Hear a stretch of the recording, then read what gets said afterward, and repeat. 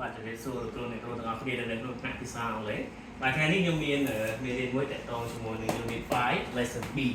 បាទតាក់ទងជាមួយនឹង I don't believe it បាទ I don't believe it មានន័យថាខ្ញុំអត់ជឿទេបាទខ្ញុំអត់ជឿរឿងរ៉ាវហ្នឹងទេអញ្ចឹងទៅអញ្ចឹងតាក់ទងជាមួយនឹង reading ណាតែ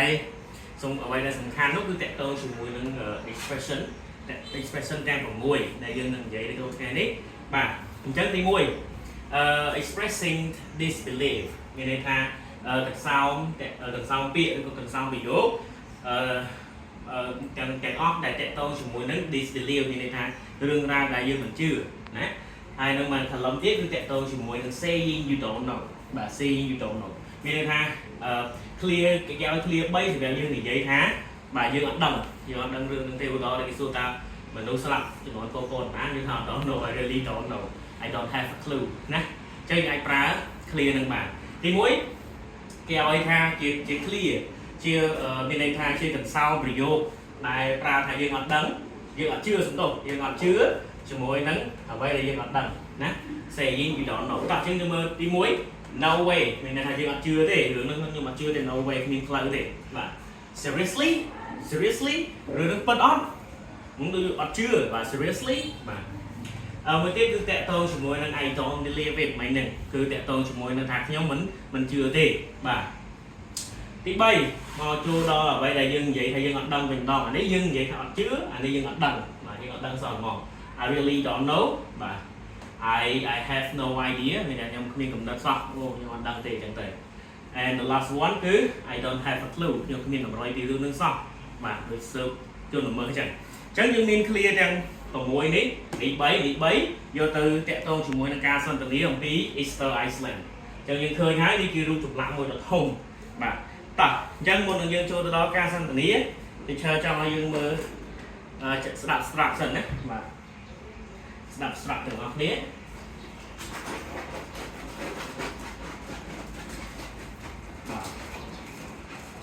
Page 46.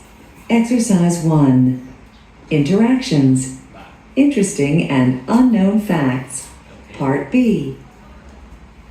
This is pretty interesting. Look at this. What's that? I'm looking at this website about the statues on Easter Island. It says they found almost 900 statues. No way. Yes. Most of the statues face inland. Only a few of them face the sea.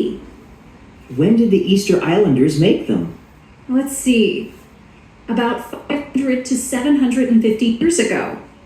They look so heavy. They? Yes, they do. How did they move them? I really don't know. But let's see if we can find out. បាទអរគុណច្រើនអញ្ចឹងយើងស្ដាប់ strap រួចទៅហើយឥឡូវនឹង teacher នឹង translate ការសន្ទនារវាងចំណាប់អារម្មណ៍ជាមួយនឹងរឿងដែលយើងមិនដឹងការពិតណាបាទតោះអញ្ចឹងមាន Rachel ជាមួយនឹង Kai ដែលគាត់សន្ទនាអំពី Easter Island បាទ This is the pretty interesting មានន័យថានេះគឺជារឿងរ៉ាវដែលយើងពិតជាចាប់អារម្មណ៍ខ្លាំងមែនតើ Wow it's so good អញ្ចឹងទៅ Look at this បាទសូមមើលវានេះបាទហើយ Kai ក៏និយាយថា What's that នោះគឺជាអ្វីបាទ what is that ហ្នឹងឯងណាឬក៏យើងមិនថា is ក៏បានដែរ What's that បាទនោះគឺជាអ្វី I'm looking at this website about the statue on Easter Island បាទខ្ញុំគឺកំពុងតែមើលនៅក្នុងបាទគេហទំព័រតាក់ទងជាមួយនឹងរូបចម្លាក់បាទ Easter Island បាទអញ្ចឹងរូបហ្នឹងគេហៅថាជាឈ្មោះ Easter Island តែម្ដងណាបាទ It say they found almost 900 statue មានន័យថាគេបាននិយាយថាគេបានរកឃើញរូបសំណាកបាទរូបចម្លាក់យ៉ាងច្រើនប្រហែលជាច្រើនជាង900រូបចម្លាក់ទៅទៀតបាទ900រូបចម្លាក់ណាហើយគាត់បង្ហាញពីការអីគេបាទ disbelief មានន័យថាអ្វីដែលគាត់អត់ជឿបាទព្រោះវាច្រើនពួកពេកគាត់និយាយថា no way បាទអញ្ចឹងកន្លែងនេះយើងអាចជំនួសវិញបានអីគេទៀតបាទគេហៅពី no way វិញបាទដូចយើងនិយាយថា seriously បាទអញ្ចឹងទៅឬក៏ I don't believe it បាទអញ្ចឹងកន្លែងនេះយើងអាចជំនួសកន្លែងនេះបានព្រោះយើងថាយើងអត់ជឿគេទេបាទព្រោះអីព្រោះអត់ជឿថារូបចម្លាក់នៅក្នុង Easter Island នេះវាមានដល់លើស900ទៀត900រូបចម្លាក់អញ្ចឹងយើងអត់ជឿណាបាទទៀតយើងថា yes វាកន្លែង yes ហ្នឹងគឺស្មើនឹងរឿងរ៉ាវដែលពិតប្រាកដណា yes most of statues face inland only a few of them face in the sea មានន័យថា yes រឿងនេះគឺរឿងពិតហើយរូបចម្លាក់ជាច្រើនបែរមុខមកលើកោះហើយប្រហែលជារូបចម្លាក់មួយចំនួនតូច 3-4 រូបចម្លាក់ទេដែលបែរមុខទៅសមុទ្រណាបាទហើយ Christ ក៏បាននិយាយថា when did the Easter Islanders make them បាទតើពេលណាទៅដែលអ្នកដែលបង្កសាងEaster ហ្នឹងឡើងបាទកសាង Easter Island នឹងឡើងទាំងអស់ជាង900ច្រើនជាង900នឹងទៀតអញ្ចឹងកន្លែងនេះគឺជាសំណួរមួយដែលអត់ដឹងទេអត់ច្បាស់ទេអញ្ចឹងទៅហើយគាត់ Rachel គាត់បានទៅ research មើលទៀតថា let's see មានថាគាត់ចូលគេហាក់ទំព័រផ្សេង website ផ្សេងដើម្បី search let's see blah blah blah ហើយបានគាត់និយាយចម្លើយថា about 500 to បាទ75 100 years ago មានន័យថាអំពីប្រហែលជា500ទៅ750ឆ្នាំមុនឯណោះបាទអញ្ចឹងយើងដកខ្លួនឯងទៅ2025 2026ប៉ុន្តែសភៅនេះគេសរសេរយូរដែរបាទអញ្ចឹងជាង500 700ឆ្នាំជាង800ឆ្នាំមុនឯណោះបាទយូរដែរ